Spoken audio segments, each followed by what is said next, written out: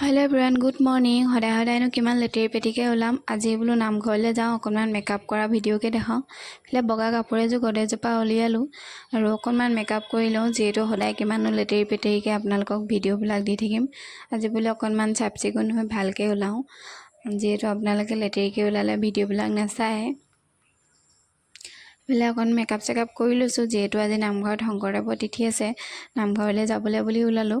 বেছিকৈ মেকআপ কৰা নাই দেই, একো নক'ব আকৌ নামঘৰলৈ গ'লেও ইমান মেকআপ কৰি যায় নেকি বুলি। যিহেতু ঘৰত থাকিলে নকওঁ, ক'ৰবালৈ গ'লে অকণমান কৰি যাওঁ আৰু ইমানকৈ কৰা নাই। পিছে এইফালে ধুনীয়াকৈ কাপোৰ কানি পিন্ধি ল'লোঁ। ডাৱৰীয়া বতৰৰ কাৰণে মই এইযোৰ কাপোৰকে পিন্ধিছোঁ আৰু